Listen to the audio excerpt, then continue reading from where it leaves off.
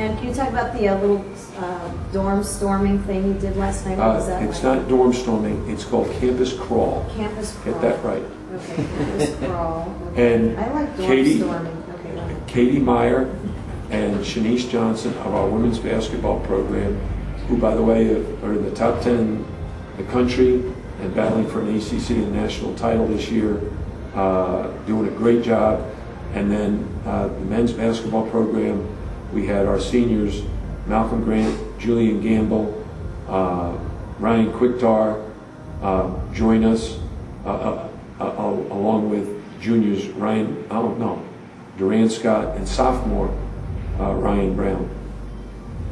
And so what was the reaction from the, why did the students say they don't come? Did you ask them or not?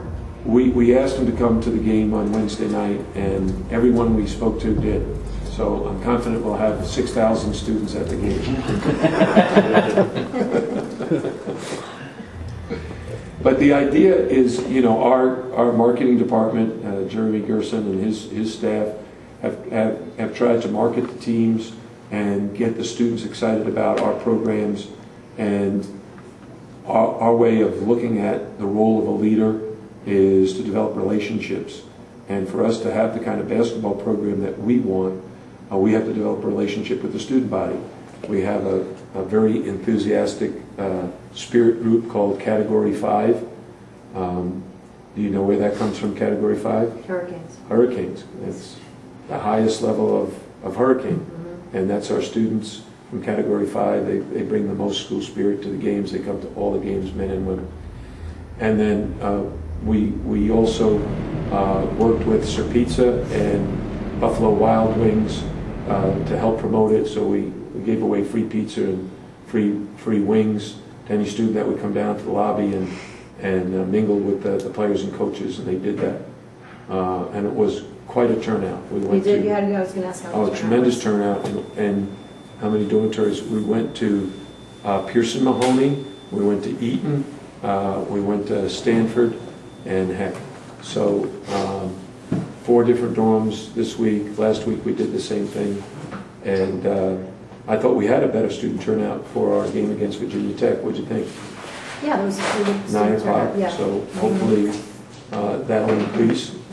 You know, it's hopefully it multiplies, not just addition but multiplication. You probably have a lot of North Carolina traditionally here. They come out to draw this North game. Carolina fans here. How do you feel about that? Yeah. The light blue powder section. blue. I actually had a friend of mine from New York who called and asked for tickets, but I know he's a Carolina fan. Oh, don't let him. And I said, yeah, you have tickets for every game but Wednesday. You can come for Wake, you can come for Boston College. Coach, everyone obviously is important. Have you told, stressed to you guys how important this one is for the future going to it? No, every game is important. Every game is one game by itself. If you win, you don't get 3 wins, you get 1. Just like our Duke win, just like our Maryland win, just like our road win at Boston College. Ask Florida State how important that game was. You talk about what did Florida State do with Reggie? Was that just the one game? That's, you know, he was coming off such big games. What that really is, honestly, is inexperience on my part. I've been coaching for only 40 years and still haven't figured out a way to get everybody on the same page with me all the time. And there are games like that it becomes more difficult. And sometimes you take the path of least resistance, least effort. And in that particular case, it was very hard to throw the ball to Reggie. And we needed to find a better way to do it. And that's my responsibility.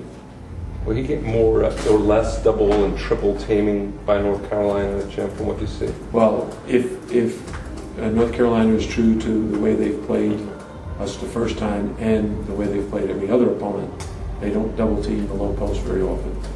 So we would expect single coverage, although that single coverage is very tall and athletic.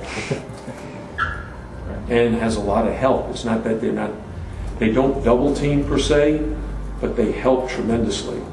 Their idea is to take away easy buckets, and when you get the ball near the basket, it tends to be a little easier shot even when contested. So they do a great job of minimizing your chances of scoring close to the rim. In fact, the teams that have beaten them with the 3-ball. Duke, I think, made 13 threes. I think UNLV made 11. Their losses are the teams that shoot great from 3, and the only team that beat them that didn't shoot great from 3 is Kentucky, because they also have those big horses inside that allow them to compete at a very high level close to the basket.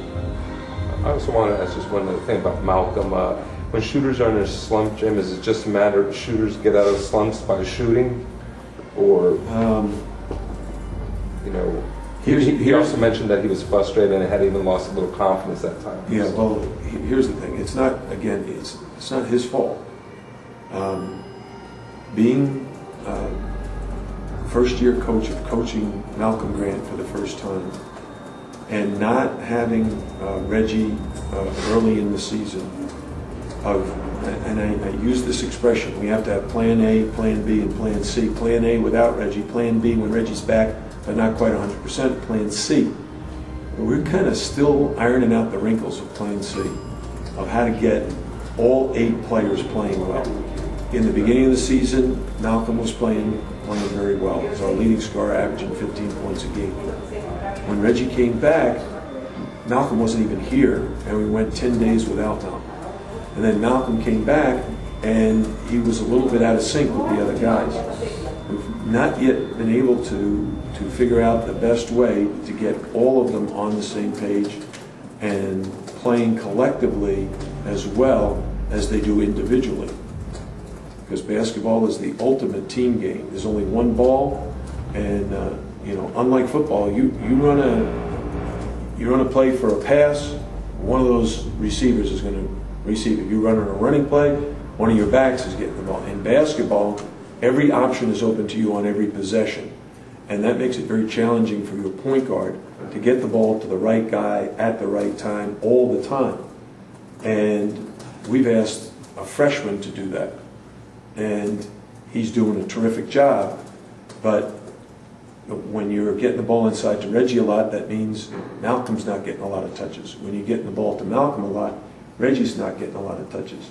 So to find that seesaw and balance, get a level playing field where Malcolm's getting enough looks and enough touches, Reggie's getting enough touches, enough shots, enough ways to involve himself, and then Durant, and then Kenny, and it's been a little bit easier for Kenny because he can move out to the perimeter and shoot a lot of perimeter shots, whereas for Reggie, it's more challenging to get him the ball because he's surrounded a lot of times by a lot of guys and they front him. And like that's what was Florida State's objective. They fronted Reggie. We were only able to throw it over the top once successfully. Kenny threw it to Reggie for a basket. All the others, by the time he caught it, he was triple teamed. In the context of the team learning a new system, both offensively and defensively, where do you think they're at? Are they ahead of where you expected, behind, or on target? You know, there's no way of knowing because players learn at different rates. If we had had everybody together in October, then I would be disappointed because I'd say we're behind. We didn't have everybody until December, well, actually until January 1st. So when you think about it, we've only been together for 6 weeks. That's normally October 15th to December 1st. Well, we're at December 1st right now, but it's February the 15th. You able to take off tonight for Valentine's Day? Am I able to what? Take off a little bit tonight for Am I going to be able to take off, Amy? Take your wife out to dinner? Yeah.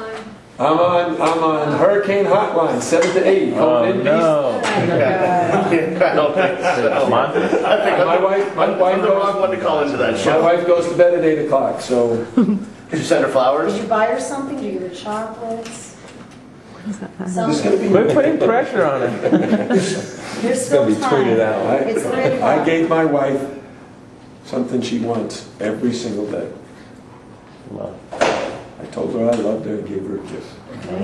There you go. How about 2 kisses on Valentine's Day? If we can find the time. She's on the golf course. Oh.